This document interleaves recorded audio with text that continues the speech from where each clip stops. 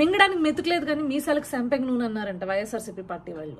సొంత చెల్లికి న్యాయం చేయలేదు కానీ ఎక్కడో స్ట్రీట్ ఫుడ్ అమ్ముకుంటున్న కుమార్ ఆంటీ కంటే వీళ్ళు న్యాయం చేశారంట. అసలు ఆవిడ రాజకీయాల్లోకి లాగడమే తప్పు. ఆవిడ ఏదో వైరల్ అయ్యి మీకు అన్ని లక్షలు వస్తున్నాయంట కదా, ఇన్ని కోట్లు ఉన్నాయంట కదా అని చెప్పేసి యూట్యూబ్ వాళ్ళు గగ్గోలు పెడుతుంటే, లేదయ్యా నాది ఆంధ్ర రాష్ట్రము, అక్కడ నాకు కేవలం ప్రభుత్వం వారు ఇచ్చిన ఇల్లు ఉంది, అది కూడా పైన ఇల్లు మంచి ఇల్లు ఇచ్చారు అని చెప్పేసి ఆవిడ చెప్పడం జరిగింది.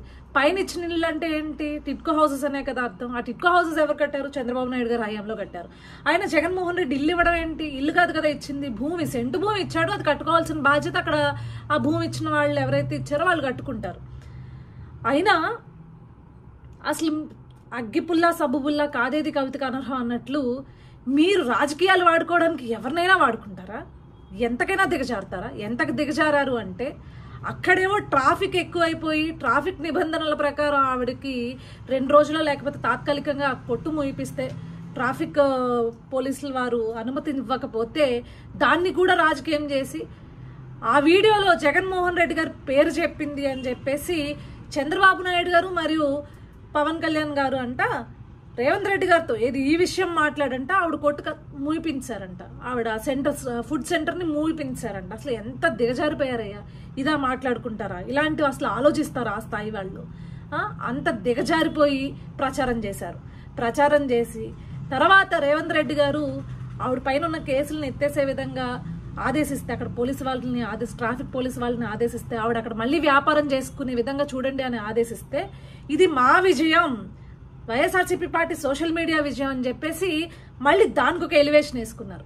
సర్లే వీళ్ళు ఇచ్చి ఇంత దరిద్రానికైనా దిగజారుతారు వీళ్ళు రాజకీయం చేసుకోవడానికి అని చెప్పేసి మేము వదిలేస్తే,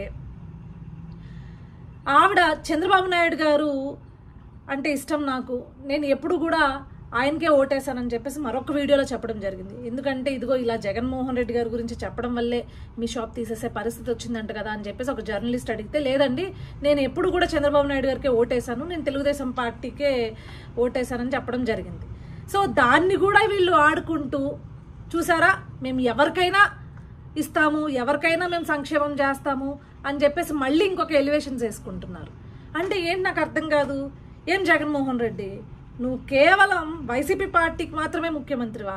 వైఎస్ఆర్సీపీ పార్టీ కార్యకర్తలకే ముఖ్యమంత్రివా? ఆంధ్ర రాష్ట్రానికి కాదా?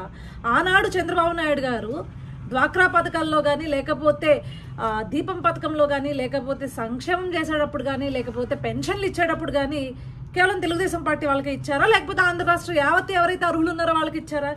ఎవరు అర్హత ఉన్న వాళ్ళైనా ఎవరికైనా మీరు ఇవ్వాలి, వాళ్ళు ఏ పార్టీ అయినా ఇవ్వాలి. మీరు దాన్ని కూడా మీ యొక్క అఫీషియల్ పేజెస్లో వేసుకుని, మీ అఫీషియల్ అకౌంట్లో వేసుకుని ఎలివేషన్ ఇచ్చుకుంటున్నారంటే ఎంత దరిద్రపు కొట్టు బతుకుతున్నారో మీకు అర్థమవుతుందా?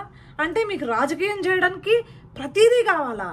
చిన్న చిన్న వాటిని కూడా అసలు ఏం గొప్ప అని నాకు అర్థం కావట్లేదు. మీరు ఒకవేళ నువ్వు ఆవిడకి ఇల్లే ఇచ్చావనుకుందాం, అసలు అది ఏం గొప్ప?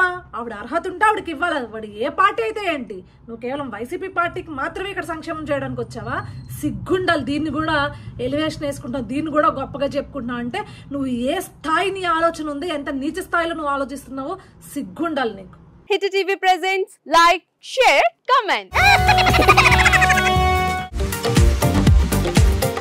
టీవీ వాళ్ళకు కూడా నేను ఒక సర్ప్రైజ్ ఇద్దాం అనుకుంటున్నాను. మీరు మాత్రమే జెస్సీ ఎందుకు అయ్యారు? ఇలాంటి అమ్మాయిలకి పిలవడానికి బాగుంటుంది. చందు సాయికి like you and have a, జనాలకి ఒక పేరు నచ్చిందంటే దీనికి ఒక ప్రాసెస్ ఉంటుంది. ఎందుకు ప్రాసెస్? డైరెక్ట్‌గా వెళ్ళిపోదాం. ఏదైనా ఒకటి మర్చిపోయినావా నువ్వు? మర్చిపోయినా మేడం. ఏం మర్చిపోయావు? నా గుండె. ఏదో ఆ టైంకి మన సుడి బాగుంటే ఎవరన్నా చూపిస్తే రాయగలం కానీ డోర్ టు డోర్ సేల్స్ చేసేవాళ్ళు. శారీ వస్తుంది, శారీలో వెనకాల కట్టుకుని